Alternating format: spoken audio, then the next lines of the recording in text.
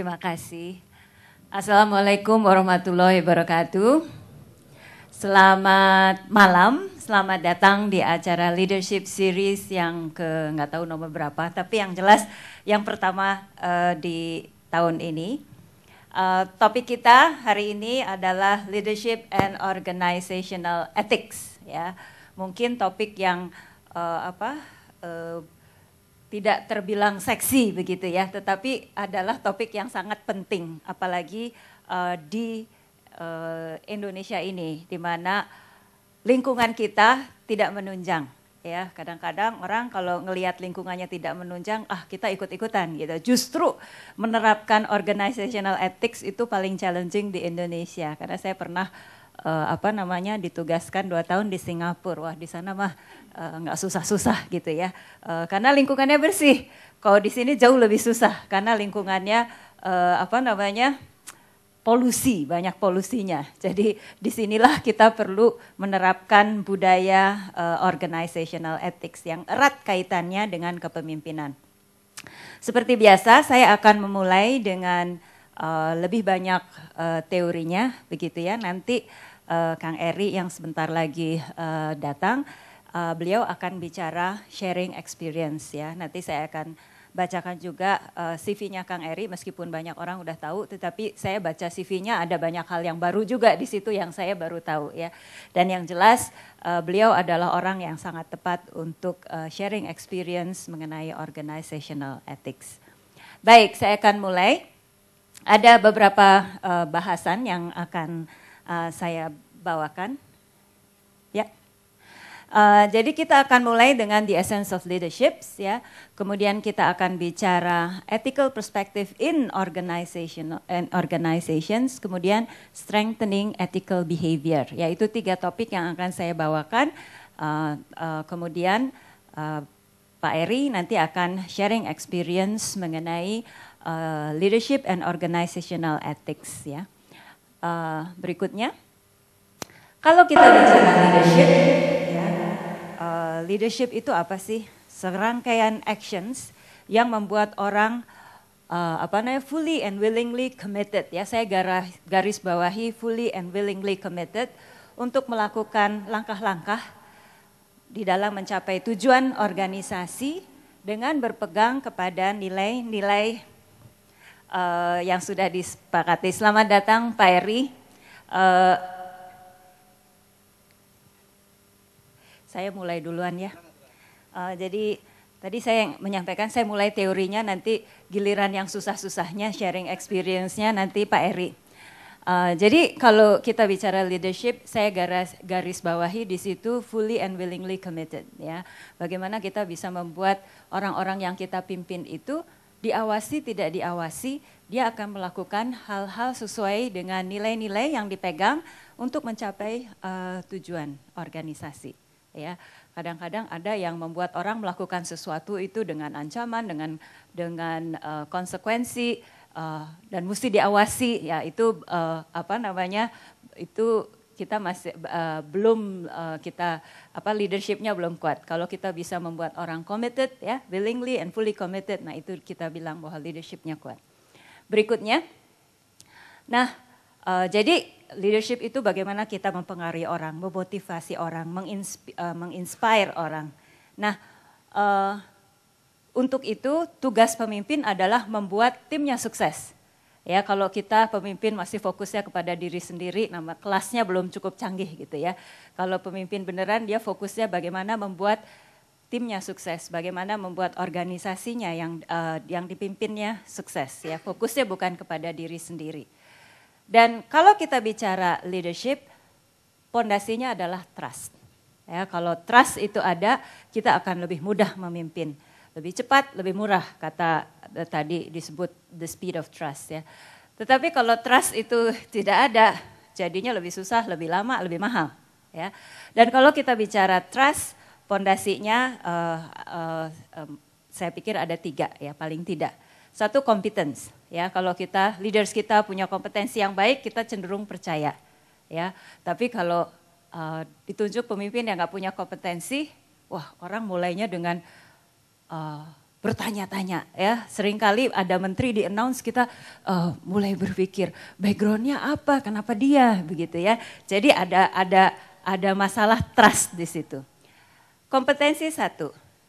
Yang kedua yang juga sangat penting adalah connections. Bagaimana pemimpin itu membangun komunikasi dengan orang-orang yang dipimpinnya sehingga dia tahu tantangan yang dihadapi oleh tim yang dipimpinnya, aspirasi yang berkembang di timnya, ya, sehingga dia tidak seperti menara gading, ya, yang jauh dari orang yang dipimpinnya. Ya, itu juga bagian yang penting dari trust. Kemudian yang ketiga tentu karakter. Yang kita akan banyak bicara mengenai itu ya, mengenai ethics, mengenai karakter pada hari ini. Dan itu adalah pondasi dari suatu yang dibutuhkan untuk membangun trust. Dan trust adalah pondasi dari suatu kepemimpinan. Kemudian tugas dari pemimpin adalah membangun pemimpin-pemimpin baru, ya. Karena kadang-kadang kita mengandalkan biar saja nanti HR yang membangun pemimpin-pemimpin. Gak bisa, yang bisa membangun pemimpin ya pemimpin. Karena dia tahu apa yang dibutuhkan untuk memimpin dan dia tahu tantangan-tantangan kepemimpinan. Ya. Dan dengan membangun kepemimpinan maka dia membuat kapasitas organisasi menjadi bisa berkembang dan bisa siap untuk menghadapi tantangan ke depan. Apalagi sekarang ya, kalau zaman dulu kita bisa mengandalkan kepada atau orang cenderung mengandalkan kepada pemimpin yang di puncak gitu ya, decision semua diambil di pimpinan puncak. Sekarang wah, kalau kita masih seperti itu kita pasti akan ketinggalan karena industri bergerak sedemikian cepat, environment kita bergerak sedemikian cepat. Jadi butuh kemampuan untuk mengambil keputusan dengan cepat. Dan itu harus diambil oleh pemimpin-pemimpin di berbagai lini, ya, tanpa melalui birokrasi yang berlebihan. Dan tentu kita mengharapkan keputusannya cepat dan keputusannya tepat. Dan untuk itu harus dibangun kemampuan kepemimpinan di berbagai lini. Dan itu adalah tugas pemimpin. Berikutnya. Nah, kalau kita lihat untuk menjadi pemimpin yang hebat, sebetulnya prinsipnya sederhana gitu ya. Melaksanakannya mungkin nggak sederhana, tetapi prinsipnya sederhana. Yang pertama dia harus punya visi. Ya, dan visi itu mengandung kebaruan dan visi itu menantang ya. Dan visi itu sebenarnya gambaran masa depan, akan dibawa kemana organisasi ini. Ya. Dan lalu kita punya visi yang merupakan cita-cita ke depan, gambaran masa depan. Kita tahu sekarang kita ada di mana, realitas kita sekarang ada di mana. Dan kita tidak berandai-andai, ada orang yang wah kita bisa ini tapi asal begini, yang gak ada semua gitu ya. Atau dengan kata lain visinya gak bisa direalisasikan. Nah jadi di sini reality itu no illusions. Kita hadapi apa yang kita punya sekarang lalu kita membuat langkah-langkah, milestone, tahapan sehingga kita bisa mencapai visi yang akan dicapai. Kemudian yang ketiga yang sangat penting adalah courage. Bagaimana kita keberanian kita untuk melangkah secara menerus. Ya, artinya ada orang yang berani melangkah, ada yang berani punya cita-cita tinggi nggak berani melangkah. Ada juga yang berani punya cita-cita tinggi, berani melangkah tapi begitu dihadapkan pada tantangan lalu putus asa. Ya. Nah, courage itu adalah berani punya cita-cita, berani melangkah dan berani bangun lagi ketika dihadapi oleh tantangan-tantangan dan kegagalan-kegagalan. Ya. Dan dia juga tidak lempar tanggung jawab, tidak mencari kambing hitam. Kalau sekarang yang lagi populer sapi ya, tapi ini pemimpinan yang berhasil adalah dia ketika ada setback, ketika ada kegagalan dia tidak cari kambing hitam, tidak melempar tanggung jawab, tetapi mengambil tanggung jawab dan mencari cara agar dia bisa keluar dari masalah yang dihadapi, mengatasinya dan membangun keberhasilan. Ya, dan justru disitulah kunci keberhasilan. Biasanya sukses itu banyak bapaknya, dan gagal itu biasanya yatim piatu gitu ya. Nah, Padahal yang sangat diperlukan, kepemimpinan paling dibutuhkan adalah ketika ada masalah. By the way, Kak Eri udah makan belum? Bisa sambil makan loh. Tadi sampai di mana? Oh ya, ketika kita mengambil tanggung jawab terhadap kegagalan, maka disitulah kita akan mencari jalan keluar dan disitulah keberhasilan bisa diperoleh ya. Dan yang akan kita bahas pada hari ini adalah ethics. Ya, dan saya nggak akan bahas lebih lanjut karena the rest of the night kita akan bicara mengenai ethics. Ya, jadi itu adalah salah satu komponen yang sangat penting di dalam keberhasilan suatu kepemimpinan. Ya, kita banyak melihat orang yang naiknya begitu cepat gitu ya, kayaknya bakalan sukses tiba-tiba terjerembab karena dia tidak berpegang kepada ethics. Ya, dan kalau kita mau sukses berkepanjangan, nanti kalau saya baca CV-nya Kang Eri ini ya, itu adalah salah satu contoh di mana sukses yang sustainable karena berpegang kepada ethics. Ya. Berikutnya, nah tadi kita bicara dasar mengenai leadership. Berikutnya kita akan bahas mengenai ethical perspective in organization. Ya. Berikutnya, jadi berikutnya. Kalau kita bicara ethics ya, ethics itu kan sebetulnya adalah cabang dari filosofi ya, yang membahas mengenai konsep benar dan salah ya. Nah, ethics sendiri itu datangnya dari kata ethos ya, dari bahasa Greek yang artinya karakter. Berikutnya, nah ethics itu ada 4 komponen ya. Yang pertama adalah justness, what is right. Ya, kemudian fairness, ya, impartiality, jadi tidak pilih kasih, kalau sama dia nggak boleh, sama ini boleh, gitu ya. Jadi ethics itu di dalamnya mengandung fairness, ya. Kadang-kadang kalau orang lain nggak boleh, kalau saya boleh, nah itu tidak ethical, ya. Berikutnya adalah righteousness, jadi rational judgment on what is supposed to be. Kita ini kadang-kadang dihadapkan kebiasaan-kebiasaan yang udah dilakukan oleh semua orang dan menganggap karena itu biasa dilakukan maka itu oke, gitu ya. Misalnya kalau bikin KTP gitu ya, mesti bayar dulu gitu, dan dianggap karena udah semua melakukan itu dianggap itu sesuatu yang betul, orang-orang lain juga begitu. Nah, kalau dalam definisi etika, bahwa itu biasa dilakukan tidak berarti bahwa itu benar. Jadi tugas kita untuk membuatnya menjadi memperbaikinya. Ya. Kemudian truthfulness. Jadi di sini adalah kejujuran. Ya, bagian dari etika adalah kejujuran, tidak membolak-balikan fakta atau fakta dibedakin sedemikian rupa sehingga yang jelek kelihatan cantik, yang bobrok nggak begitu kelihatan, nggak boleh gitu ya. Berikutnya, nah tadi kita bicara mengenai ethics ya. Sekarang kita bicara mengenai organizational ethics. Jadi kalau organizational ethics adalah bagaimana organisasi merespons sesuatu stimulus secara ethical, ya. Nah, di dalamnya tercakup corporate governance and corporate ethics. Kita akan bahas lebih lanjut. Berikutnya. Jadi ada paling tidak ada 4 komponen yang membangun ethics di dalam organisasi. Berikutnya. Jadi yang pertama adalah suatu guidance ya, ethical code of ethics atau code of standards ya. Sebaiknya di setiap organisasi itu ada standar itu ya, di dalamnya mengatur bagaimana kita menghandle suppliers, bagaimana kita berhubungan dengan customers, bagaimana berhubungan dengan pemerintah, bagaimana berhubungan dengan pegawai ya.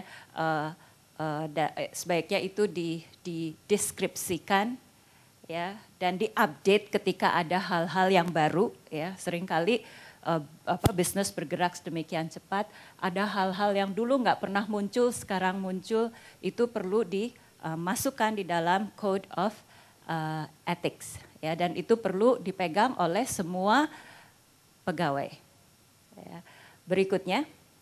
Yang berikutnya adalah setelah ada panduannya perlu dilakukan training ya agar meyakinkan semua pegawai mengerti dan ada sesi tanya jawabnya agar tahu apa yang boleh dan apa yang tidak boleh ya. Dan di dalam trainings ini idealnya bukan hanya sekali, tetapi pertama pegawai baru harus mengikuti training ini. Dan idealnya di organisasi kami itu setahun sekali ada recertifications. Jadi setiap setahun sekali pegawai itu tanda tangan bahwa dia mengerti dan akan melaksanakan standar etik tersebut. Ya, karena kalau cuma sekali saja pada saat masuk, berikutnya lupa. Ya. Dan yang kedua juga ketika setiap tahun biasanya hal-hal yang baru dimasukkan dan itu dibahas di dalam ethics training. Ya. Kemudian yang ketiga adalah ini adalah adanya orang yang bisa ditanyai ketika ada hal-hal yang meragukan. Ya. Jadi ada yang ini biasanya ada yang disebut ethics officer, ada yang legal counsel, apapun namanya, tetapi ada orang yang bisa ditanyai bila kita menemukan hal-hal yang meragukan. Ya, contohnya yang biasanya dibawa ada situasi misalnya, ini government officials minta dibiayai untuk apa begitu ya,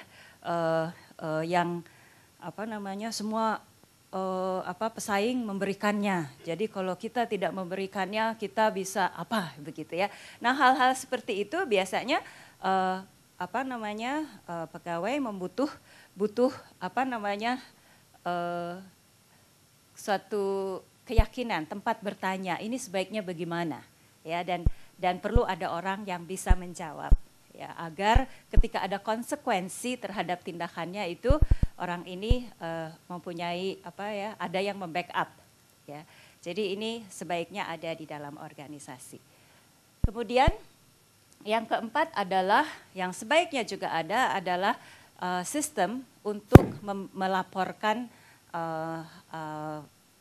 masalah-masalah etika ya. Ada yang menyebutnya whistleblower system.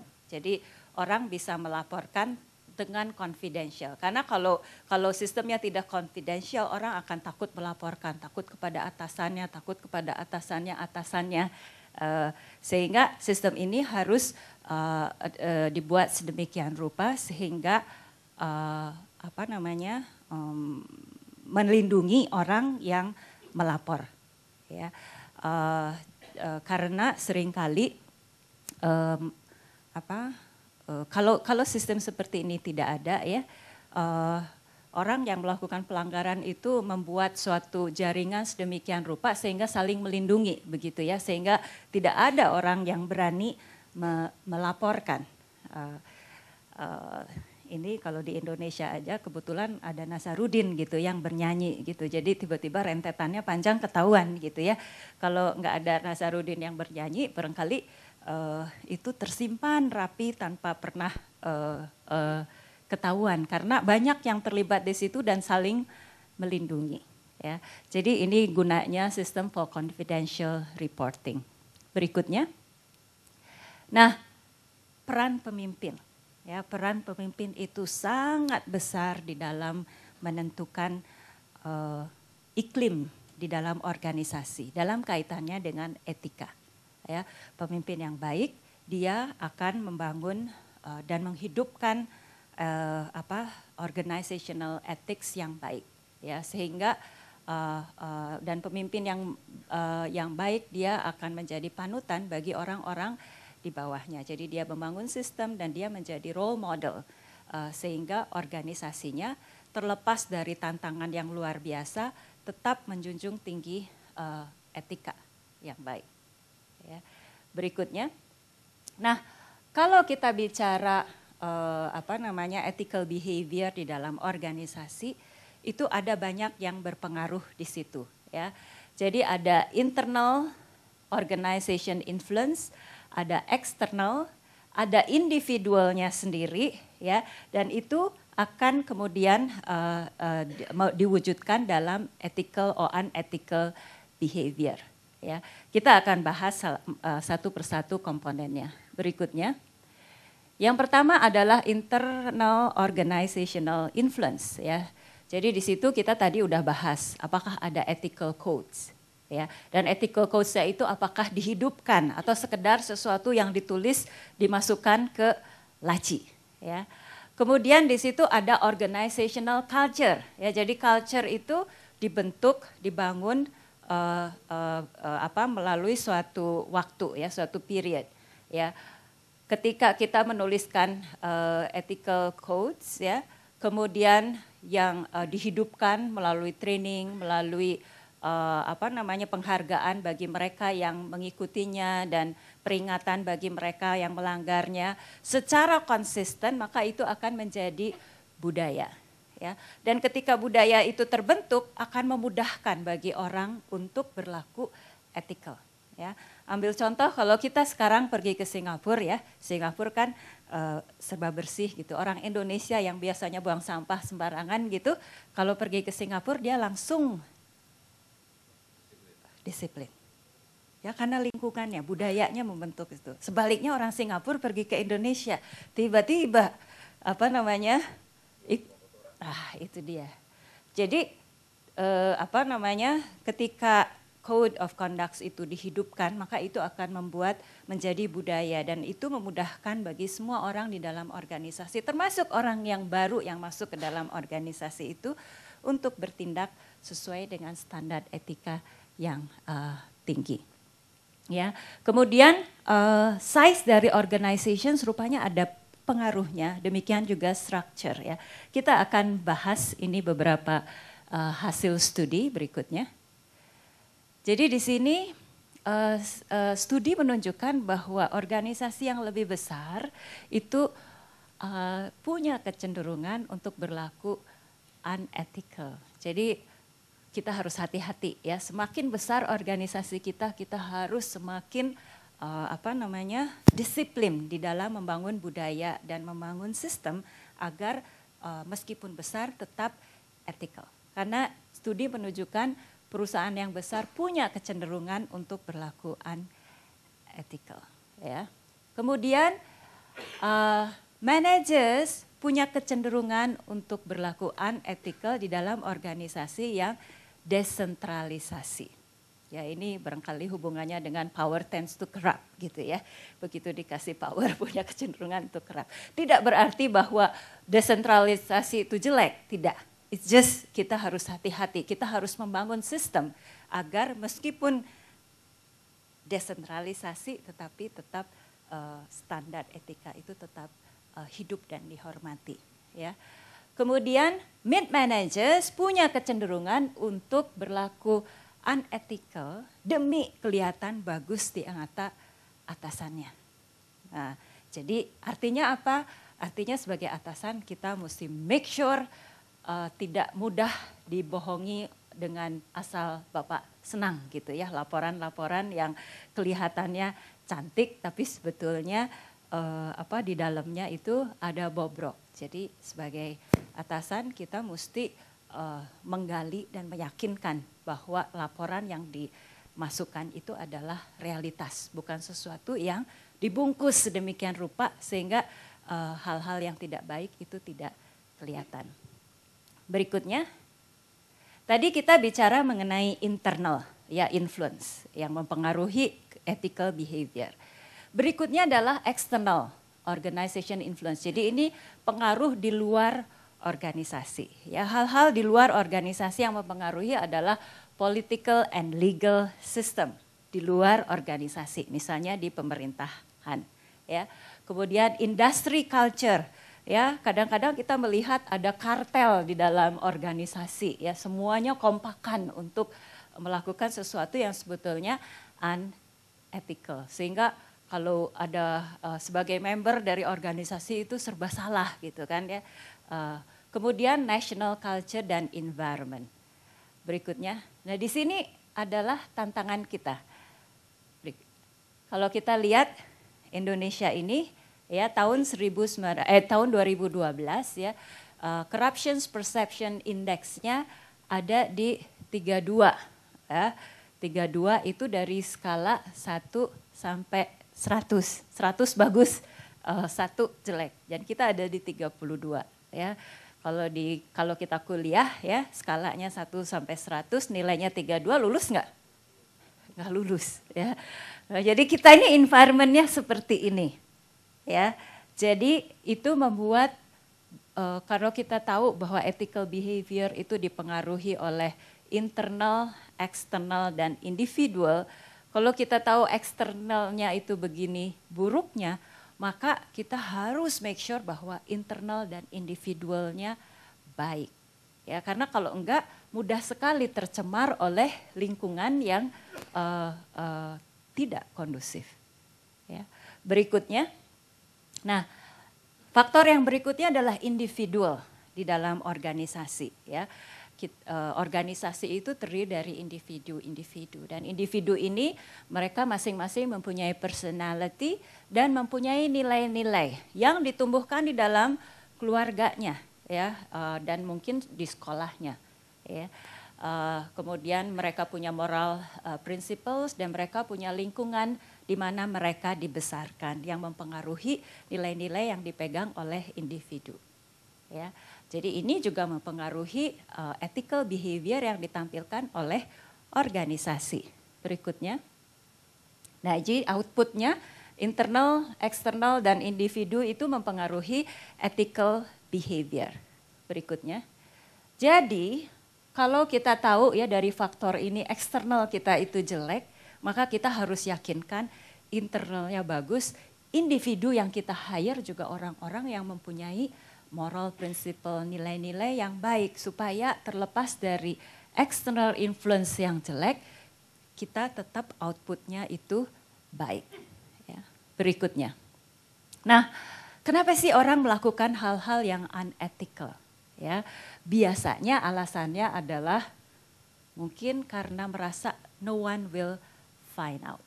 Ya, jadi kalau merasa aman, nggak bakalan ketahuan. Orang punya kecenderungan untuk melakukan tingkah laku yang unethical. Ya. Jadi kita mesti membangun sistem sehingga kalau ada orang yang melakukan unethical bakalan ketahuan. Salah satunya adalah whistleblower system tadi, ya, confidential reporting. Kemudian ada juga orang melakukan hal yang unethical karena behavior is not really illegal. Ya, kadang-kadang sesuatu yang legal belum tentu ethical. Ya, karena apa? Legal itu kan aturannya dibuat ya. Kadang-kadang ada hal-hal yang baru yang belum diatur. Nah, kalau kita bicara etik meskipun secara legal tidak illegal, tetapi kalau itu unethical tetap aja kita tidak boleh melakukannya. Ya, ambil contoh kalau kita keluar dari organisasi begitu ya, kemudian membocorkan informasi-informasi yang rahasia ya, meskipun itu barangkali tidak ada di dalam undang-undang atau tidak ada di dalam peraturannya, tetap aja itu sesuatu yang illegal. Ya. Berikutnya adalah it is in the best interest of the organizations. Ya, jadi orang kadang-kadang melakukan hal yang illegal dengan pertimbangan ini demi kebaikan organisasi.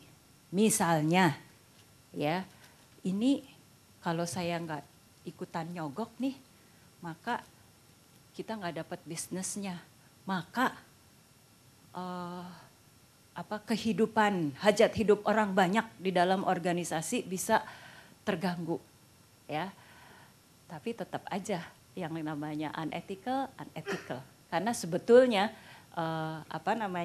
dan kita bisa melihat banyak organisasi yang sukses di Indonesia tetap berpegang kepada prinsip-prinsip etika yang tinggi. Jadi sebetulnya bukan alasan untuk bilang bahwa terpaksa melakukan hal yang unethical demi kebaikan organisasi. Kemudian yang keempat juga alasannya adalah the organization will protect them gitu ya. Jadi diminta oleh atasannya melakukan hal yang unethical dan dia melakukannya dengan pertimbangan bahwa oh ini nggak apa-apa, nanti atasan saya akan melindungi ya. Ini juga kita harus camkan bahwa nggak adalah ceritanya. Udah beberapa banyak contoh di mana ketika ada masalah dilepas tuh pegawainya suruh berjuang sendiri ya. Yang paling gres kita tahu di ASEAN Agri ya, itu ya anak buahnya mesti berjuang sendiri begitu ya. Jadi kita nggak ada ceritanya bahwa the organization will protect them. Ketika ada masalah ya tetap aja kita harus menghadapinya sendiri. Berikutnya, nah ini adalah beberapa unethical behavior yang contoh-contoh, mulai dari yang ringan-ringan ya, segala sesuatu biasanya mulai dari yang kecil-kecil. Kalau kecil dibiarkan, lama-lama gede juga oke ya. Contohnya, using office equipment for personal use ya. Doing personal business on work time ya. Atau calling in as sick to take a day off ya. Kemarin hari kejepit nasional begitu, terus bilang sakit gitu padahal lagi piknik kemana begitu ya. Itu termasuk hal yang unethical ya. Dan kadang-kadang kita ketawa ya gitu mah nggak apa-apa lah gitu ya. Tapi sebetulnya unethical itu mulai dari hal-hal yang kecil. Kalau kita biasa dengan hal-hal yang kecil, lama-lama thresholdnya itu membesar gitu ya. Termasuk tadinya nyogok sedikit gitu, nggak apa-apa, lama-lama jadi besar ya. Jadi kita harus hati-hati mulai dari hal-hal yang kecil. Berikutnya adalah membuka confidential informations ya. Kita sering lihat di bank tuh data-data nasabah, tiba-tiba kita dapat SMS macam-macam begitu ya, tawaran ini tawaran itu, yang sumbernya sebetulnya orang membuka kepada organisasi lain ya. Itu termasuk kegiatan yang unethical.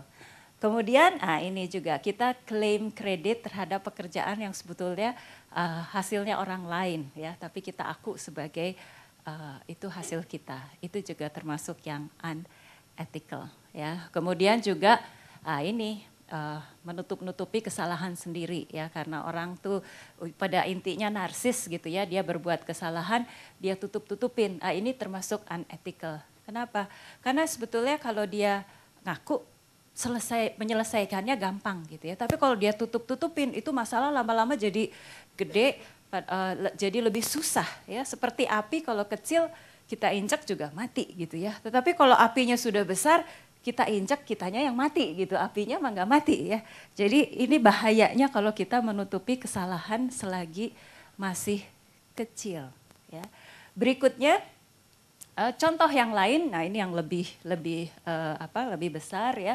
Kita mempermainkan financial statement ya, direkayasa sedemikian rupa sehingga mengelabuhi orang yang baca ya. Atau kita terlibat di dalam kegiatan bisnis yang illegal ya, atau kita menyogok ya, atau kita berbicara menjelek-jelekan kompetitor ya, atau kita membohongi customer ya. Kadang-kadang kita suka baca iklan begitu, up to sekian gitu, padahal sekiannya itu cuman ada mungkin sekali dalam 1000 gitu ya, tapi kita tulis up to sekian sehingga orang yang baca tertipu. Ya, itu termasuk kegiatan yang unethical. Dia bilang nggak salah, emang benar nih dalam pernah ada gitu ya, tapi pernah adanya itu dari 1000 orang barangkali cuma 1 ya. Itu termasuk hal yang unethical. Kita membodoh-bodohi customer ya, atau kita melanggar aturan ya. Jadi itu adalah contoh-contoh. Berikutnya, nah kita lihat betapa dahsyatnya akibat dari kegiatan yang unethical ya. Jadi eksekutifnya WorldCom ya, raksasa di dalam telecommunications industry, harus menghadapi meja hijau gara-gara dia merekayasa financial statements. Dan kalau sudah begini, dampaknya itu bisa luar biasa ya. Nama baik dari suatu organisasi itu membangunnya lama, merusaknya cepat ya. Jadi kalau sudah kejadian tiba-tiba kita sadar nggak worth it sebetulnya kita melakukan langkah-langkah yang unethical ya. Berikutnya. Nah, itu tadi kita sudah membahas ethical perspective in organization. Berikutnya saya akan membahas sedikit gimana sih memperkuat ethical behaviors ya. Yang pertama-tama senior managers itu adalah contoh dari ekspektasi etik organisasi. Jadi kalau kita mau membangun organisasi yang ethical, make sure para managers yang kita angkat itu berpegang kepada nilai-nilai etik yang baik. Karena disadari atau tidak disadari, disengaja atau tidak disengaja, mereka itu jadi contoh bagi orang-orang di bawahnya. Ya. Dan biasanya orang akan bisa membaca seberapa tinggi standar etika di organisasi itu melalui siapa yang dipromosikan. Ya. Kalau yang dipromosikan adalah orang yang standar etikanya meragukan, maka kita tahu bahwa the leaders standar etikanya seperti itu. Ya, karena dia tahu kok leaders itu punya pengaruh yang besar ke bawahnya. Ya, jadi leaders kalau dia mau membangun standar etika yang tinggi, first thing first, setiap leaders yang harus memenuhi standar etika yang baik. Ya, kadang-kadang tergoda oleh, ini orang bisa membawa revenue yang besar, kinerjanya bagus ya. Jadi meskipun standar etikanya itu tidak baik, tetap diangkat juga ya. Dan itu biasanya pengaruhnya besar sekali ke bawah. Berikutnya. Nah, tadi kita bahas ya bahwa untuk memperkuat standar etika di dalam organisasi harus ada written code of conduct ya, yang mendefinisikan etik yang akan diterapkan di dalam organisasi, dan setiap pegawai harus mempunyai buku Code of Ethics ini, termasuk new hire ya. Baru di hire pertama kali yang diajarin adalah mengenai Code of Ethics ya. Berikutnya training program ya. Jadi ini bagian yang penting, dan sebaiknya ya training ini tidak dilakukan oleh misalnya legal counsel, tetapi oleh senior leaders. Kenapa itu harus dilakukan oleh senior leaders? Satu ya, kalau kita mau ngajar ya biasanya kemudian kita baca ya. Kemudian kalau kita baca dan kita mau ngajar ya biasanya kemudian kita sadar ya, malu dong kita ngajar kalau kita sendiri tidak melakukannya ya. Jadi disuruh ngajar itu dengan secara langsung sebetulnya membuat orang itu belajar dan orang itu berlaku sesuai dengan apa yang harus dia ucapkan. Malu kan kalau misalnya kita ngomong apa gitu ternyata kita tidak melakukan itu. Ya, jadi sebaiknya kalau kita melakukan training itu senior leaders di dalam organisasi yang melakukan training. Berikutnya, nah performance feedback itu harus digunakan untuk kalau ada hal-hal yang harus diperbaiki ya oleh pegawai kita, kita sampaikan juga di dalam performance feedback. Jadi bukan hanya kita bicara kinerja, tetapi kita juga membahas masalah-masalah ethics. Ya. Berikutnya, nah good behavior harus di acknowledge ya. Sebetulnya budaya itu terbentuk ketika good behavior di acknowledge, bad behavior diperingatkan ya, dan itu akan membangun budaya ya. Kalau kita salah memberikan penghargaan ya, kita memberikan penghargaan kepada orang yang secara etika tidak baik, maka budaya yang terbentuk pun akan seperti itu. Jadi yakinkan kita memberikan penghargaan kepada orang yang bersikap, bertingkah laku sesuai dengan standar etika yang baik. Berikutnya, ini seniors itu adalah role model, ya, akan diikuti. Berikutnya, nah juga ethics ini harus terus dihidupkan di setiap kesempatan. Ya, kalau kita tahu bahwa kita sedang menghadapi suatu proyek yang berhubungan dengan misalnya pemerintah gitu ya, kita harus ingatkan lagi, ingat ya, kita harus menang dengan cara yang betul gitu ya. Jadi kadang-kadang ethics itu kalau kita tidak hidupkan di dalam real case, itu orang cenderung lupa gitu, ingatnya cuman ketika mesti tanda tangan. Jadi di dalam berbagai kesempatan tugas kita mengingatkan bahwa kita akan menang atau kita akan melakukan bisnis ini dengan cara yang benar terlepas dari tantangannya. Ya.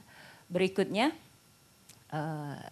jadi ini juga jadi di setiap kesempatan, terutama di dalam situasi kritikal, kita harus mengingatkan sekali lagi bahwa betapapun sulitnya kita harus tetap berpegang kepada etika yang baik ya. Kadang-kadang kita ketika di situasi itu godaannya begitu besar untuk melanggar sekali ini aja gitu ya demi sesuatu. Tetapi ya pengalaman menunjukkan ya ketika itu terungkap, nggak worth it lah manfaat yang didapat dari peristiwa itu dibandingkan dengan konsekuensi yang harus dihadapi akibat pelanggaran ya. Dan konsekuensinya itu bisa meluas ya. Karena sekali kita melakukan pelanggaran itu menjadi presiden. Yang di bawahnya bilang, kok di situ bisa? Kenapa sekarang nggak bisa? Ya, jadi yang namanya sekali aja itu tuh nggak pernah kejadian sekali aja. Karena kemudian yang berikut-berikutnya pun akan menggunakan presiden itu bahkan menjadi lebih besar lagi. Gitu ya. Berikutnya. Nah, jadi saya akan tutup sebelum beralih ke Kang Eri. Sebagai leaders ya, ini saya ambil dari buku The Speed of Trust ya. Ada 4 course yang akan membangun kredibilitas dari seorang pemimpin ya. Dan kredibilitas ini pengaruhnya besar sekali ya.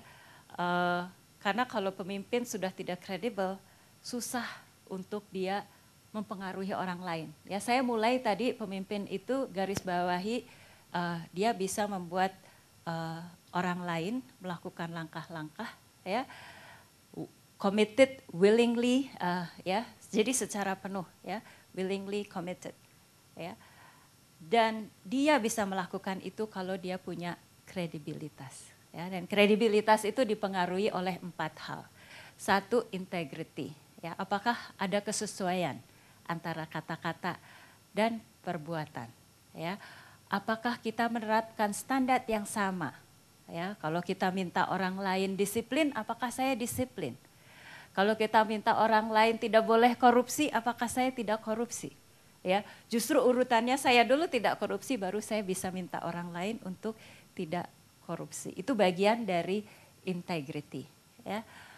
Kemudian capabilities, are you relevant? Ya. Ini dunia berkembang sedemikian cepat. Ya. Ilmu-ilmu baru terus muncul.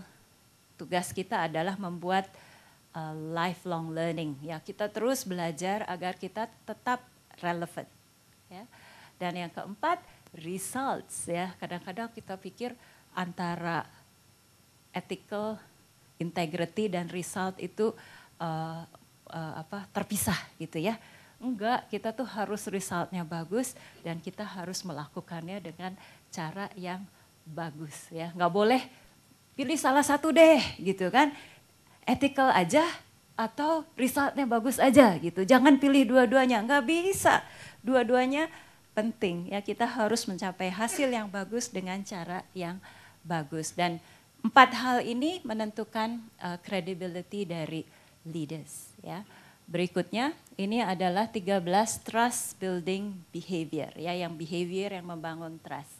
Yang pertama talk straight. ya. Jadi kita bicara sesuai dengan yang sebenarnya, jangan diputer-puter sampai orang bingung gitu ya, mana ujung mana pangkal. Kemudian demonstrate respect, kita respect terhadap orang lain. Biasanya kalau kita menghargai orang lain akan menghargai kita. Dan sejarah menunjukkan bahwa manusia itu punya harga diri yang tinggi. Ya, jadi kalau kita tidak memperlakukan orang dengan respect, aduh dendamnya itu bisa 7 turunan gitu ya, not worth it. Kemudian create transparency, ya transparansi itu sangat penting karena manusia itu pada dasarnya narsis gitu ya. Ketika dilihat orang, dia ingin tampil baik ya. Jadi supaya baik maka dibuatlah transparan ya. Kalau tertutup biasanya orang menyembunyikan macam-macam gitu kan. Tapi kalau dibuka karena kita tahu diawasi, dilihat oleh orang lain, maka biasanya kita akan berlaku baik ya. Jadi jangan heran kalau Pak Jokowi itu mempublish APBD-nya gitu ya. Itu bagian dari effort supaya semua orang di Pemda berlaku baik karena transparansi itu membuat orang berlaku baik ya. Karena tahu bahwa banyak yang mengawasi. Jadi malu gitu kan kalau kita melakukan hal yang tidak baik. Ya. Kemudian right wrongs. Apa itu right wrongs? Kalau ada yang salah, perbaiki ya. Jangan kita pura-pura nggak lihat gitu kan. Kalau ada yang salah kita pura-pura nggak lihat. Kalau ada yang salah, perbaiki. Kalau kita salah, akui kemudian perbaiki. Ya, orang yang baik itu bukan berarti orang yang nggak pernah salah. Ya, orang yang baik adalah orang yang kalau berbuat salah mengaku dan memperbaiki. Ya, kemudian show loyalty ya terhadap organisasi, terhadap negara. Ya, deliver results. Ya, ujung-ujungnya results itu mempengaruhi trust. Ya, get better. Jadi kalau sekarang bagus, besok harus lebih bagus lagi. Besoknya harus lebih bagus lagi. Karena kalau kita sekarang bagus dan kita pertahankan, lama-lama kita jadi jelek karena orang lain lebih menjadi lebih baik ya. Kemudian confront reality ya, kadang-kadang kita ini takut menghadapi realitas, takut melihat akan konsekuensinya. Jadi kalau ada masalah kita pura-pura ngelengos aja, pura-pura nggak lihat. Berharap dengan tidak dilihat itu masalah bisa terpecahkan dengan sendirinya ya.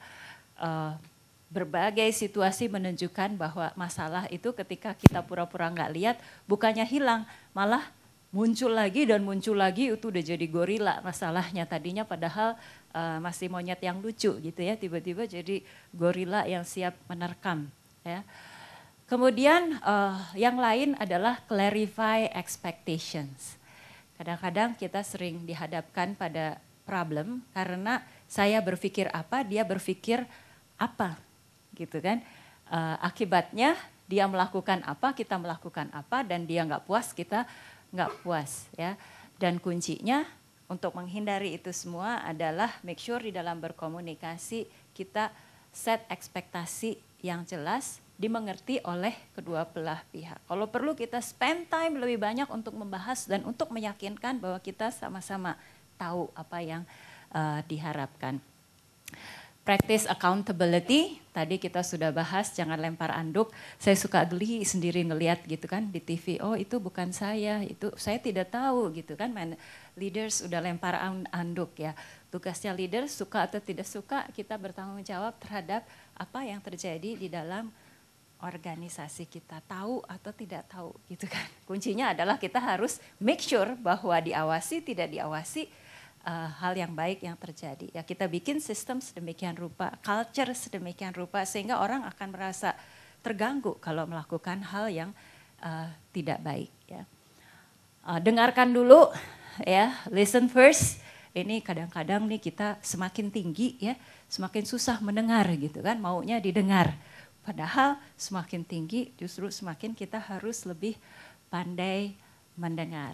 Karena kalau kita mendengar dengan bagus, maka kita bisa tahu situasinya dengan lebih lengkap sehingga kita bisa bereaksi dengan baik. Ya. Keep commitments, ini apa namanya orang-orang yang dipercaya adalah orang-orang yang memegang komitmennya, ya. Dan tentu orang-orang yang kita juga perlu mempercayai orang lain, ya. Jadi itu adalah pengantar dari pembahasan lebih lanjut mengenai organizational ethics, ya, leadership and organizational ethics.